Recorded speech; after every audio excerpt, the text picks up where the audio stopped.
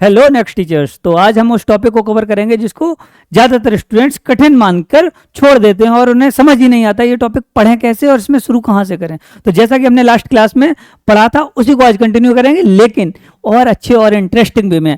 अगर आप इस टॉपिक को जरा भी समझने में आपको दिक्कत होती है तो एक बार यह क्लास लेकर देखिए, आपको समझ आ जाएगा कितना आसान कितने सिंपल वे में भी इसको पढ़ा जा सकता है।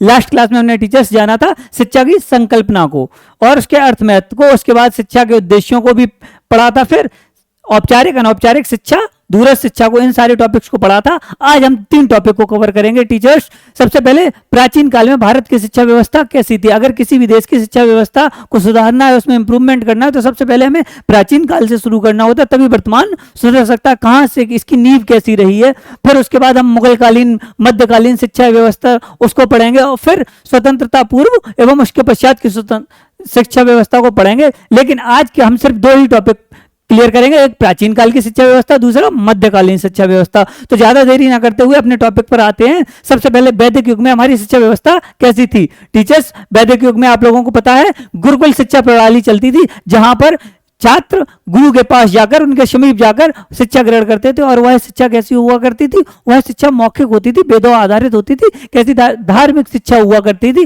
धार्मिक के साथ साथ उसमें बोलचाल में वह संस्कृत भाषा में शिक्षा दी जाती थी। आगे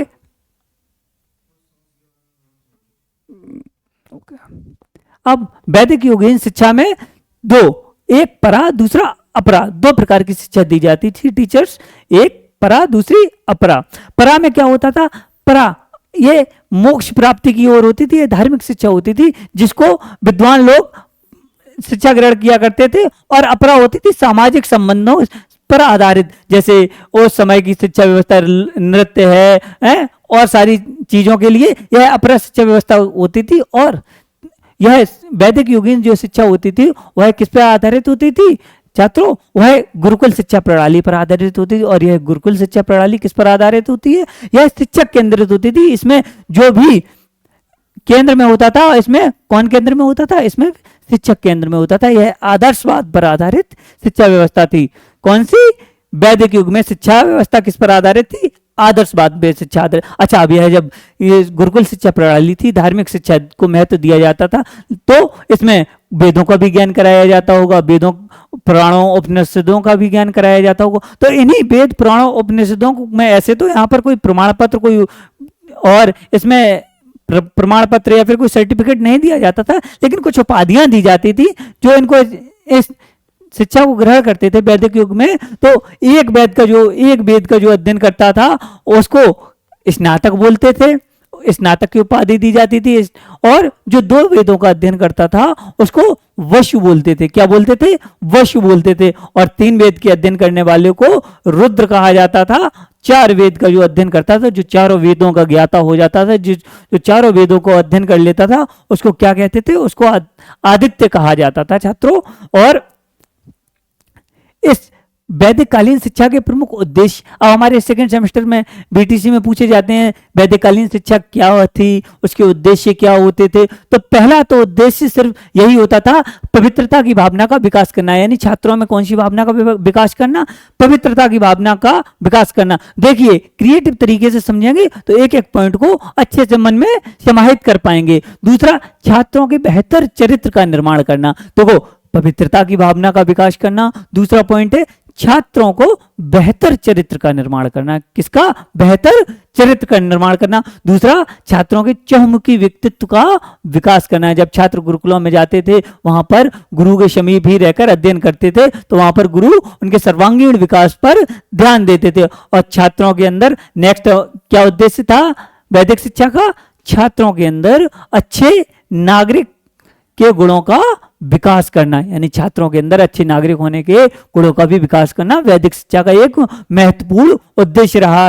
अब चूंकि धार्मिक का शिक्षा का वेदों का ज्ञान होता था, तो ईश्वर की भक्ति एवं धार्मिक भावना का विकास करना भी इसका एक महत्वपूर्ण उद्देश्य होता था। और इन सब में भी अंततः वैदिक शिक्षा का उद्देश्य क्या था, श विद्या व या विमुक्ति, यानी कि जीवन मरण के चक्र से मुक्ति अर्थात मोक्ष की प्राप्ति पर बल देना। यानी कि वैदिक शिक्षा का प्रमुख उद्देश्य श विद्या या वो मुक्ति था, यानी मोक्ष की प्राप्ति पर इस जीवन मरण के चक्र से मुक्ति देना, और यही प्रमुख उद्देश्य रहता था वैदिक शिक्षा का। अब वैदिक शिक्षा में कौन कौन से संस्कार होते थे?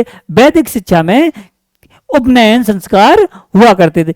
ये बीटीसी में हमेशा क्वेश्चन पूछे ही जाते थे, कौन कौन से संस्कार होते हैं वैदिक शिक्षा में। एक नंबर में यह क्वेश्चन आता है। तो उपनयन संस्कार हर ब्राह्मण का 8 वर्ष की आयु में होता था, क्षत्रिय 11 वर्ष की आयु में और वैश्य 12 वर्ष की आयु में इनका उपनयन संस्कार किया जाता था। और उपनयन का अर्थ होता है, यहाँ पर यह बहुत जरूरी शब्द है उपनयन, क्योंकि इसका क्वेश्चन पूछा ही जाता है। उपनयन का अर्थ होता है गुरु के समीप ले जाना, यानी गुरु के समीप जाना ज्ञान के लिए। और जैसे ही छात्र का उपनयन संस्कार होता था, तब उसके बाद उसे द्विज कहा जाता था। द्विज मतलब दूसरा जन्म लेने वाला।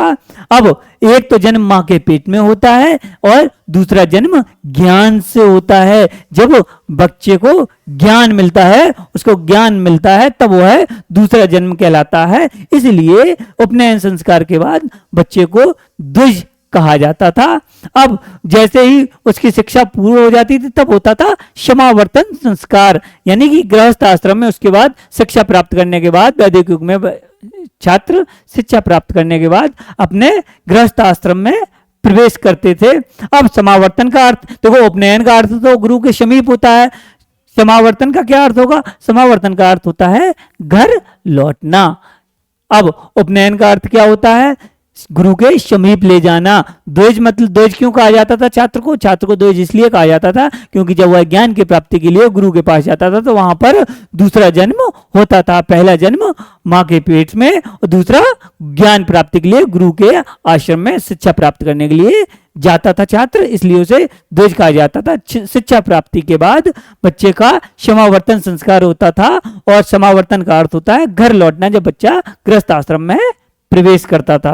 बताइए छात्रों, आपको क्लास कैसी लग रही है? अब आते हैं बौद्धकालीन शिक्षा। बौद्धकालीन और वैदिककालीन शिक्षा में बहुत ज्यादा अंतर नहीं है, क्योंकि यह शिक्षा वैदिक कालीन शिक्षा गुरुकुल में दी जाती थी। कहां दी जाती थी?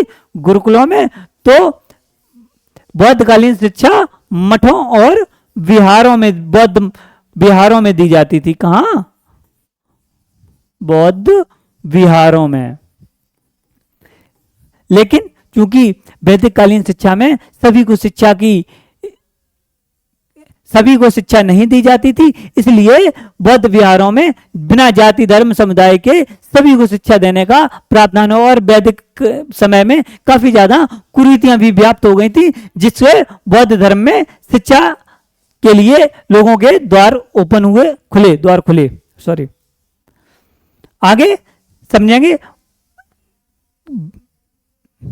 बौद्धकालीन शिक्षा में कहां शिक्षा दी जाती? संघ, मठ और विहारों में। जबकि इस बौद्धकालीन शिक्षा का केंद्र कौन थे? केंद्र 2 जगह थी, एक नालंदा विश्वविद्यालय, दूसरा तक्षशिला। अब वैदिक युग में शिक्षा किस भाषा में दी जाती थी? वैदिक युग में शिक्षा आपको संस्कृत भाषा में प्राप्त करते थे छात्र, जबकि बौद्ध युगीन शिक्षा पाली भाषा में दी जाती थी, और पाली भाषा उस समय की आम बोलचाल की भाषा थी। और जब बच्चों को बाल पोथी जो होती थी, उसका नाम बहुत ही इंपॉर्टेंट है, इसको इंपॉर्टेंट मार्क कर लीजिए छात्रों, क्योंकि यह कई बार पूछा भी गया है। बाल पोथी जिसकी पढ़ाई करते थे उसको क्या कहते थे? जिसकी छात्र पढ़ाई करते थे उसको कहते थे सिद्ध रस्तु। अभी तक हम लोगों ने समझा वैदिक कालीन शिक्षा और बौद्धकालीन शिक्षा। वैदिक कालीन बौद्धकालीन शिक्षा में बहुत ज्यादा अंतर नहीं है। वैदिक कालीन शिक्षा और बौद्धकालीन शिक्षा में सबसे पहला अंतर यही है कि वह संस्कृत भाषा में वैदिक कालीन शिक्षा दी जाती थी, और बौद्धकालीन शिक्षा है वो कहाँ दी जाती थी? किस भाषा में? पाली भाषा में। दूसरा है, जैसे गुरुकुल में जाके छात्र पढ़ते थे वैदिक युग में, ऐसे ही मठों में, बिहारों में, संघों में आकर यहाँ पर छात्र शिक्षा ग्रहण करते थे। यहाँ जाति धर्म समुदाय सभी के लिए एक समान शिक्षा थी। वहां ब्राह्मण क्षत्रिय वैश्यों के लिए ही शिक्षा थी। तो ये, और तीसरी चीज हम पढ़ेंगे, जैसे वैदिक युग में उपनयन संस्कार होता था, ऐसे ही यहाँ पर प्रवज्य संस्कार होता। अच्छा बताइए, उपनयन संस्कार में बच्चे को किस वर्ष की आयु में होता था, और यहाँ पर प्रवज्य संस्कार 8 वर्ष की आयु में होता था। और प्रवज्य संस्कार के बाद बच्चे को क्या कहा जाता था? शामनेर कहा जाता था। क्या कहा जाता था? शामनेर। उपनयन संस्कार में क्या कहा जाता था? छात्र को क्या कहते थे? गुरु के समीप जाना। जबकि प्रवज्य संस्कार बाहर जाना। क्यों? क्योंकि बच्चा घर से बाहर शिक्षा ग्रहण करने जाता था, तो उसे क्या कहेंगे? बाहर जाना। प्रवज्य संस्कार में क्या कहा जाता था? इसका अर्थ क्या होता था? बाहर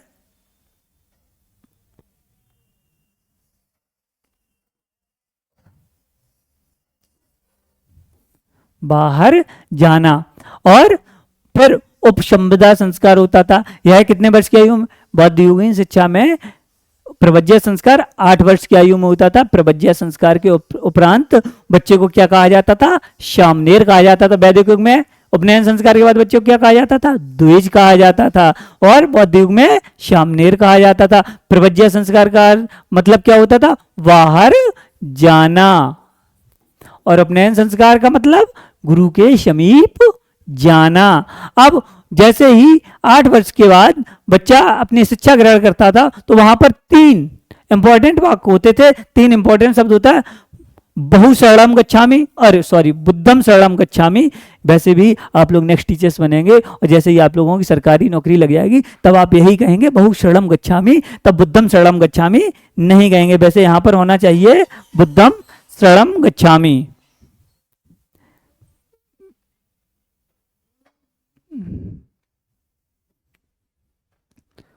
बुद्धम शरणम गच्छामि, धम्मम शरणम गच्छामि, और संगम शरणम गच्छामि। बीटीसी में कई बार यह क्वेश्चन पूछा गया है, बौद्ध युग में शिक्षा के प्रमुख 3 ध्येय वाक्य बताओ। तो वह 3 ध्येय वाक्य कौन कौन से होते थे? बुद्धम शरणम गच्छामि, धम्मम शरणम गच्छामि, और संगम शरणम गच्छामि। इसके बाद जब बच्चा शिक्षा ग्रहण कर लेता था, 12 वर्ष तक शिक्षा यहीं ग्रहण करता था। कितने वर्ष तक शिक्षा ग्रहण करता था? 12 वर्ष तक। जब 12 वर्ष तक शिक्षा प्राप्त कर लेता था, उसके बाद 8 वर्ष की आयु में वह कहां? बौद्ध मठ विहारों में एडमिशन लिया उसने। उसके बाद 12 वर्ष तक शिक्षा ग्रहण की। कितने वर्ष का हो गया? 20 वर्ष का। तो 20 वर्ष की आयु में, कितने वर्ष की आयु में? 20 वर्ष की आयु में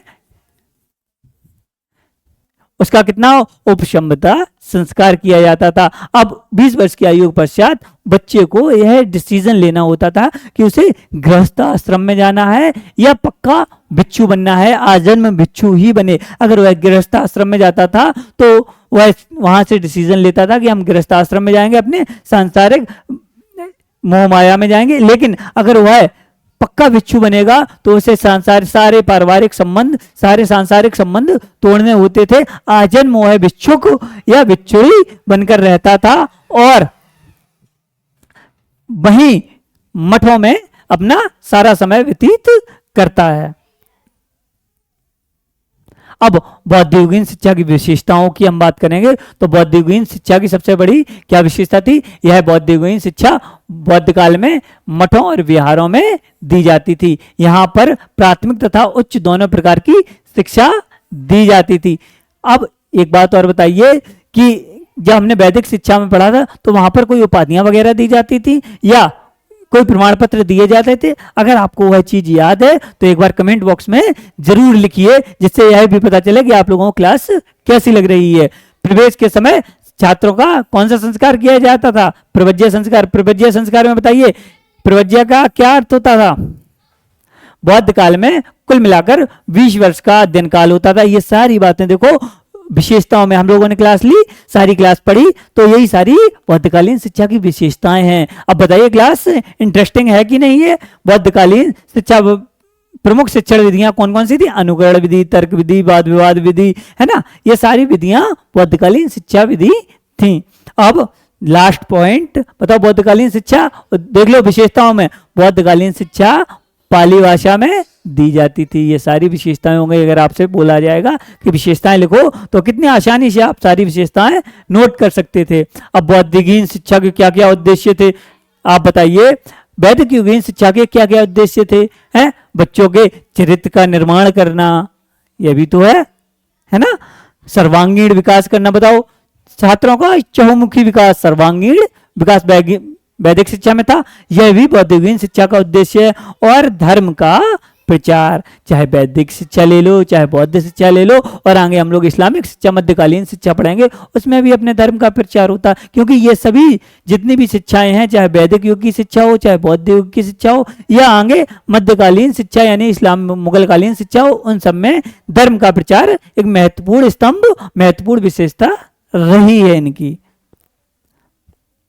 अब आते हैं, अभी तक हम लोगों ने क्या क्या पढ़ा है एक बार हम बोल देते हैं। वैदिक शिक्षा और क्या पढ़ा बताओ जल्दी से, बौद्धकालीन शिक्षा, वेरी गुड। अब आते हैं इस्लामिक या मध्यकालीन शिक्षा। अब जल्दी से बताएंगे, वैदिक शिक्षा में हम लोगों ने क्या पढ़ा था, कौन सा संस्कार होता था, उपनयन संस्कार, वेरी गुड। और बौद्धकालीन शिक्षा में कौन सा, प्रवज्य संस्कार, वेरी गुड। तो यहां पर भी तो कोई ना कोई संस्कार होगा, क्योंकि यह संस्कारों वाली शिक्षा है। जब संस्कारों वाली शिक्षा है तो यहां पर कौन सा संस्कार होगा, बिस्मिल्लाह संस्कार। वैदिक युग में उपनयन, बौद्ध युग में प्रवज्या, और यहां करेंगे बिस्मिल्लाह संस्कार। अब वैदिक युग में कितने वर्ष पे होता था, 8 वर्ष पे, और बौद्ध युग में कितने वर्ष पे, वैदिक युग में ब्राह्मण का 8 वर्ष पे, क्षत्रिय का 11 वर्ष पे, वैश्य का 12 वर्ष पे। ऐसे ही बौद्धकालीन शिक्षा में 8 वर्ष था, उसमें सभी के लिए शिक्षा थी। यहां पर बिस्मिल्लाह संस्कार होगा 4 वर्ष 4 माह और 4 दान नहीं 4 दिन, 4 दिन। बिस्मिल्लाह संस्कार मुगलकालीन शिक्षा में जब बच्चा 4 वर्ष 4 माह 4 दिन का हो जाता है तब उसका बिस्मिल्लाह संस्कार किया जाता है। क्योंकि उसे मौलवी, जब बच्चे को वहां से नए कपड़े पहना के ले जाया जाता है तो मौलवी साहब उसे कुछ कुरान की आयतें होती हैं उनको रिपीट करने के लिए कहते हैं। लेकिन अगर बच्चा वह रिपीट नहीं कर पाता है तो उसके लिए सिर्फ बिस्मिल्लाह संस्कार, इसका नाम इसीलिए रखा गया कि अगर बच्चा बस बिस्मिल्लाह बोल देगा तो बिस्मिल्लाह संस्कार हो गया, यानी वह पढ़ने के लिए वहां पर आ सकता है, पढ़ सकता है। अब इस्लामिक शिक्षा क्यों कौन कौन सी मकतबों में दी जाती है, मदरसों में दी जाती है। मकतब में जो दी जाती है वह कौन सी होती है, प्राथमिक शिक्षा, और मदरसे में दी जाने वाली शिक्षा उच्च शिक्षा। कौन सी शिक्षा, उच्च शिक्षा। अब मकतब का क्या अर्थ होता है, मकतब अरबी भाषा का शब्द है। किसका शब्द है, मकतब। ये क्वेश्चन कई बार आया हुआ है, इस बात को याद रखिएगा, इंपॉर्टेंट है। मकतब और इनके अर्थ के बारे में। मकतब किस भाषा का शब्द है, अरबी भाषा का, जिसका अर्थ है लिखना। अरबी भाषा के शब्द से मिला है कुतुब, किससे, कुतुब, जिसका अर्थ होता है लिखना। यानी कि यहाँ पर प्राथमिक में बच्चों को लिखने और पढ़ने समझने की शिक्षा दी जाती है। यहाँ पर व्याकरण और कई सारी शिक्षाएं जो प्रारंभिक शिक्षा है वह दी जाती है। अब आते हैं मदरसा में जो उच्च शिक्षा दी जाती है, यह किसका है, यह सॉरी फारसी शब्द है। यह कौन सा शब्द है, यह एक सेकेंड, यह कौन सा है, फारसी भाषा का, फारसी भाषा से लिया, फारसी के दरस। यह मदरसा किससे लिया गया है, फारसी भाषा के दरस शब्द से लिया गया है, जिसका अर्थ होता है भाषण देना। यानी कि उच्च शिक्षा ग्रहण करने के लिए कहाँ हम मदरसे में जाते हैं, और प्राथमिक शिक्षा ग्रहण करने के लिए इस्लाम में कहाँ जाते थे बच्चे, वह मकतब में जाते थे। मकतब में मौलवी साहब उन्हें मस्जिद में ही शिक्षा दिया करते थे। अब इनमें क्यों कौन कौन सी उपाधियां मिलती हैं जब इनकी शिक्षा ग्रहण करने में, तो यहाँ पर तर्क और दर्शन की जो शिक्षा ग्रहण करते हैं उन्हें फाजिल कहा जाता है। क्या कहा जाता है, फाजिल कहा जाता है। जो साहित्य की शिक्षा ग्रहण करते हैं इसमें वह अरबी प्लस फारसी साहित्य की, किसकी, अरबी और फारसी साहित्य की जो शिक्षा ग्रहण कर लेते हैं उन्हें काबिल कहा जाता है। क्या कहा जाता है, काबिल। और जो धार्मिक शिक्षा को ग्रहण करते हैं, किसको, जो धार्मिक शिक्षा को जो लोग भी ग्रहण करते हैं उन्हें क्या कहा जाता है, उन्हें आलिम कहा जाता है। तभी आप लोग देखते होंगे कभी कभी जब मस्जिदों में लोग जाते हैं तो कहते हैं कि आलिम साहब के पास गए थे। आलिम साहब यानी कि जो धार्मिक शिक्षा ग्रहण कर चुके हैं वह होते हैं। आगे मध्यकालीन शिक्षा, इस्लामिक शिक्षा की प्रमुख विशेषताएं। अच्छा एक बात बताओ, वैदिक युग में क्या किसी से पैसा लिया जाता था, किसी से कोई शुल्क लिया जाता था? बौद्धकालीन में किसी से कोई शुल्क लिया जाता था? तो इस इस्लामिक शिक्षा में भी किसी से कोई शुल्क नहीं लिया जाए। मध्यकाल में छात्रों को निःशुल्क शिक्षाएं दी जाती थी। मुस्लिम, अब दूसरी क्या है, मुस्लिम समाज के लोग पुनर्जन्म में विश्वास नहीं रखते, इसलिए उन्हें व्यवहारिक जीवन की शिक्षा अधिक दी जाती है। यानी कि उनका अपना विश्वास होता है मुस्लिम धर्म को मानने वाले लोगों का कि पुनर्जन्म जैसी कोई व्यवस्था नहीं है, जबकि बौद्ध और वैदिक दोनों ही कालों में पुनर्जन्म को लोग मानते हैं, जबकि मध्यकालीन में मुस्लिम धर्म से संबंधित लोग पुनर्जन्म को कुछ नहीं मानते हैं, पुनर्जन्म जैसा कोई होता ही नहीं। अब मुस्लिम कालीन शिक्षा में मॉनिटर पद्धति प्रचलित थी और गुरु, मुस्लिम कालीन शिक्षा में गुरु और शिष्य के संबंध उतने मधुर नहीं थे। और मुस्लिम कालीन शिक्षा में किसी भी प्रकार की व्यवस्थित परीक्षा प्रणाली विकसित नहीं हुई थी। देखिए बच्चों, कोई भी, चाहे वैदिक कालीन शिक्षा हो, चाहे मध्यकालीन शिक्षा हो या मध्यकालीन या मुस्लिम कालीन शिक्षा हो, इनमें किसी भी प्रकार की कोई भी परीक्षा प्रणाली का कोई जिक्र नहीं है। मुस्लिम काल में पर्दा प्रथा का प्रचलन था, इसलिए नारी शिक्षा का अभाव था। मुस्लिम कालीन में क्या था? पर्दा प्रथा का। वैदिक काल में पर्दा, नारियों की शिक्षा का महत्व था, लेकिन जैसे जैसे बौद्ध काल में आए थे, बौद्ध काल में मठों में शुरुआत में भगवान गौतम बुद्ध ने स्त्रियों की शिक्षा पर प्रतिबंध लगाया हुआ था, लेकिन जब उनके प्रिय शिष्य आनंद और उनकी मौसी प्रजापति गौतमी जी ने उन्हें आग्रह किया तो उन्होंने अलग मठों में स्त्री शिक्षा देने का प्रावधान शुरू किया था। लेकिन जैसे जैसे मध्यकाल में आए तो यहाँ पर भी स्त्री शिक्षा का अभाव हो गया, क्योंकि यहाँ पर स्त्रियों की दशा और ज्यादा दयनीय हो गई थी पर्दा प्रथा की वजह से। आगे इस्लामिक शिक्षा के उद्देश्य क्या है, वो है विशेषताएं, यही उद्देश्य है। मोहम्मद साहब की शिक्षाओं का प्रचार प्रसार करना है, इस्लाम धर्म का प्रचार करना, इस्लामी रीति रिवाज समस्याओं परंपराओं का प्रचार करना। यानी कि जिस भी धर्म की शिक्षा व्यवस्था हम पढ़ेंगे, अगर हमें उनसे कहा जाएगा उसके उद्देश्य, उसकी विशेषताएं क्या हैं, तो हर शिक्षा व्यवस्था अपने अपने धर्म का प्रचार प्रसार करते हैं, अपने अपने नायकों की शिक्षाओं का प्रचार प्रसार पर ध्यान देते हैं। मुसलमान के साथ साथ अन्य सभी लोगों को भी शिक्षित करना, सांसारिक ऐश्वर्य की प्राप्ति करना और व्यक्ति के चरित्र का निर्माण करना, यानी व्यक्ति के चरित्र का निर्माण हर शिक्षा का एक महत्वपूर्ण विशेषता, महत्वपूर्ण उद्देश्य रहा है। तो बताइए साथियों, आज की क्लास हमारी आप लोगों को कैसी लगी? क्या आपको ये सारे पॉइंट समझने में कोई भी कठिनाई हुई? कितने क्रिएटिव तरीके से, अच्छे तरीके से आप लोगों को समझाने की कोशिश की गई है, और अब मुझे उम्मीद ही नहीं, पूरा विश्वास भी है नेक्स्ट टीचर्स के इस प्लेटफॉर्म पर आपको बिल्कुल भी मायूसी हाथ नहीं लगी होगी। चलिए फिर मिलते हैं आपको अपनी इस नेक्स्ट क्लास में।